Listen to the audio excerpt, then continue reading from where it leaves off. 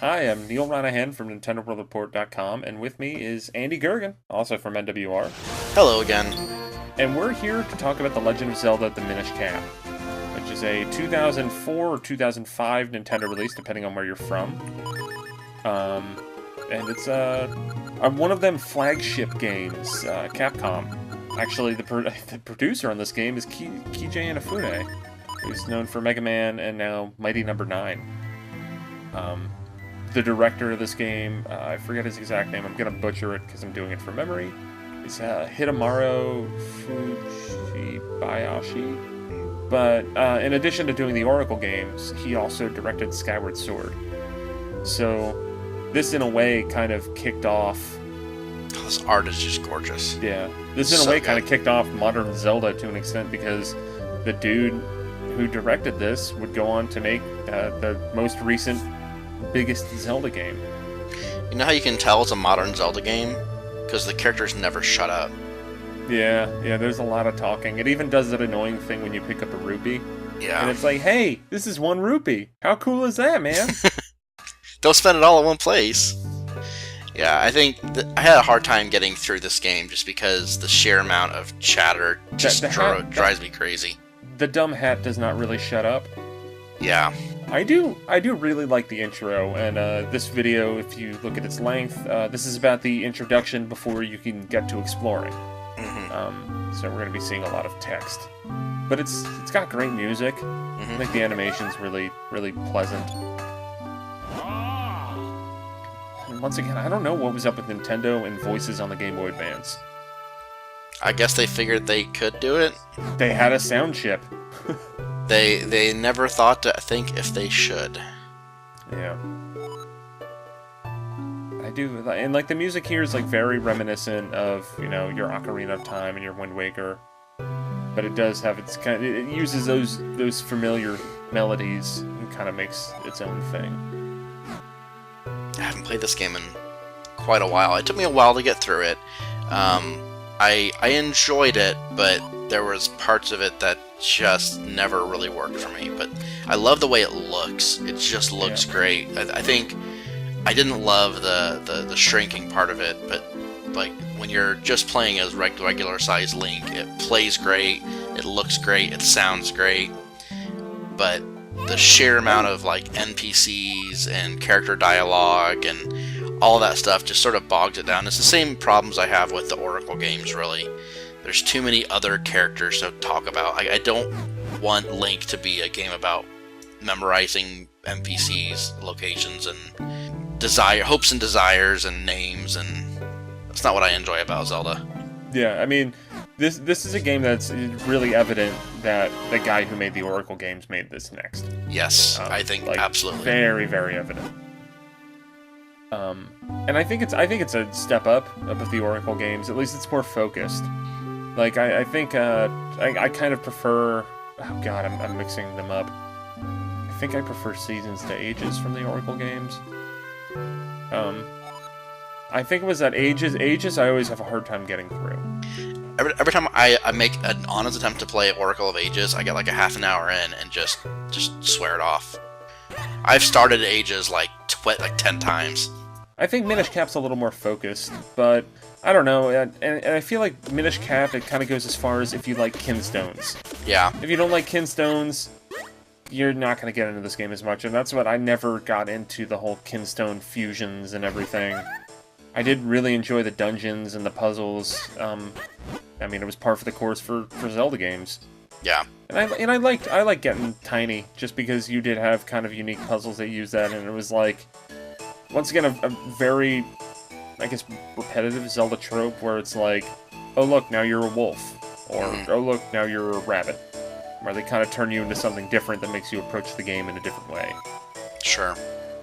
I think it wasn't during Minish Cap, but it was during Oracle of Seasons, I believe, when I finally began to realize that I just didn't like overhead 2D Zelda as much as I like 3D Zelda, and then I confirmed that by playing and loving Majora's Mask the very next year. Yeah. But then I went back to A Link Between Worlds when that came out last year, and I loved it. So I think it just has to be the right kind of 2D Zelda.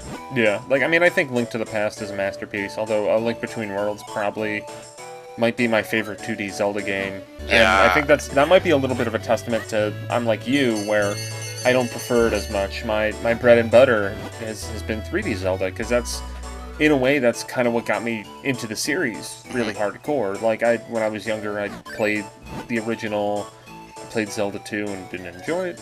I played Link to the Past, I played Link's Awakening, but none of those really gripped me as much. It was when I played Ocarina of Time that it was like my face got blown off, and I was like, oh, this is what this series is about.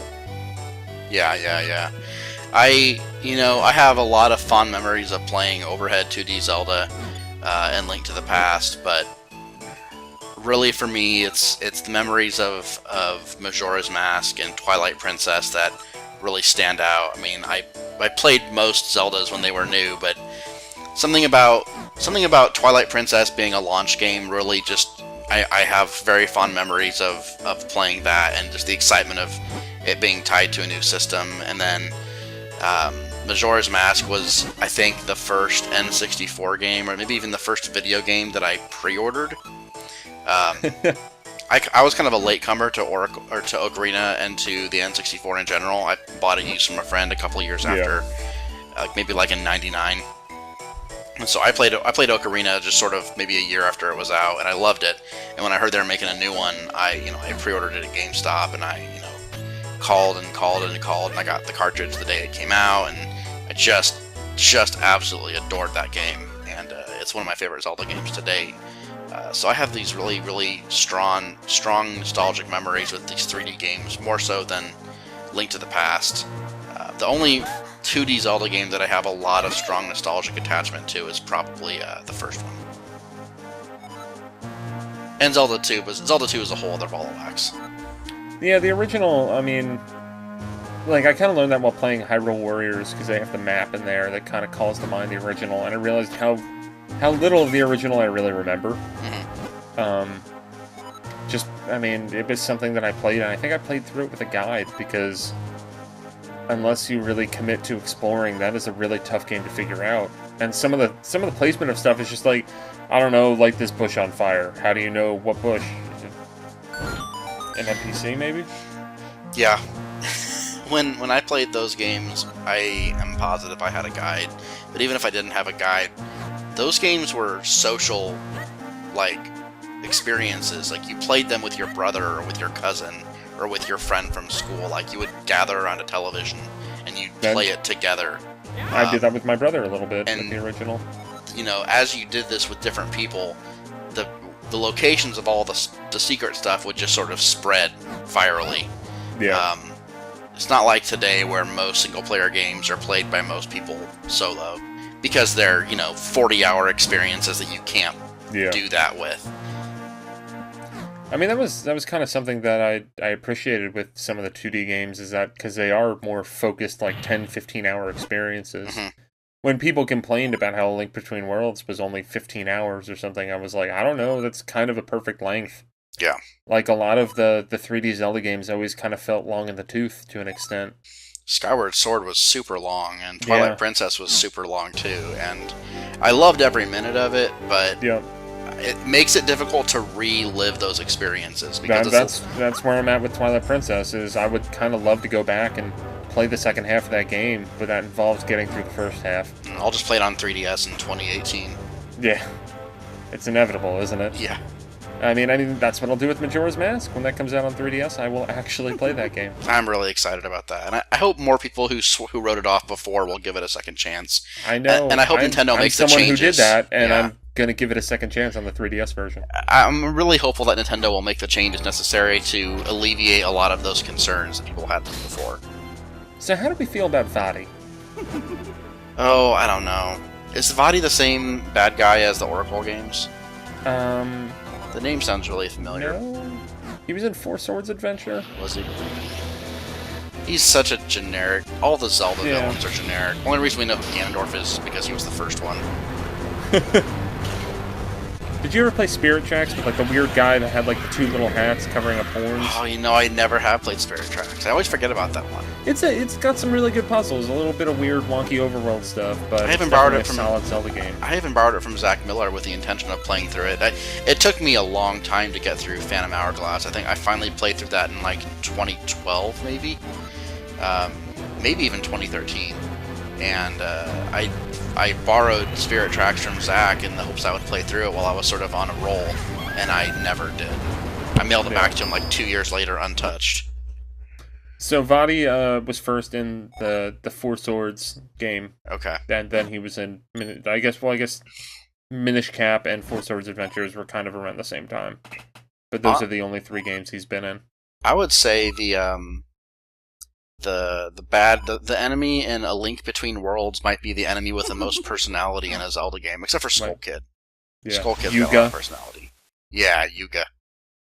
Yeah, I mean, he turned out to be a pretty solid villain. Like, it seemed like he was going to be generic in a way, but they gave him good personality. And that's the one thing that with Vati and in the games that he's in, I mean, as evidenced by the fact that we weren't even sure if he was the villain in one of the games. Yeah. I just never really thought he was that interesting, other than just being kind of like, you know, another name that shows up in multiple games. Mm-hmm.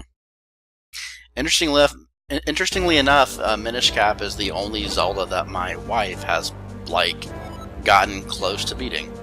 She likes to think she enjoys Zelda games, but I think she likes the idea of enjoying Zelda games because she's not really a video game player. But she got to the final temple of Minish Cap, and then realized she was far too underpowered from like a heart piece perspective to win the game. And also, if I'm not mistaken, Minish Cap is one of those games where you can just not get a lot of the equipment by virtue of not doing the Kinstones. And I think she was way underpowered to finish that last dungeon.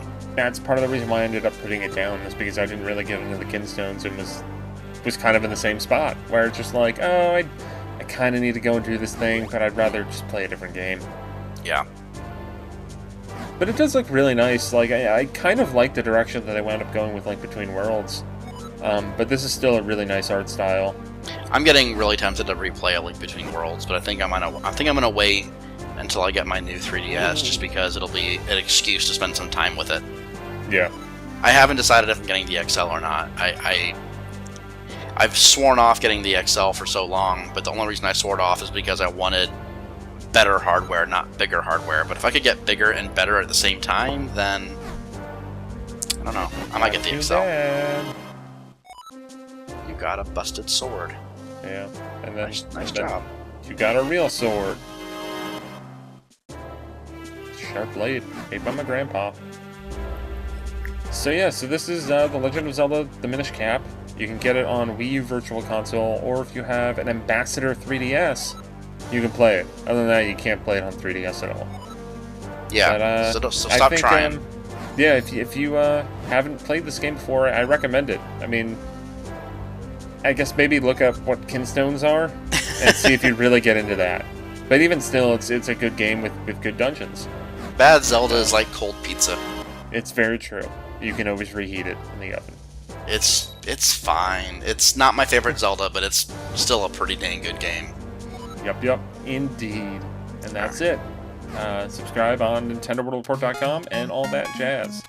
Bye.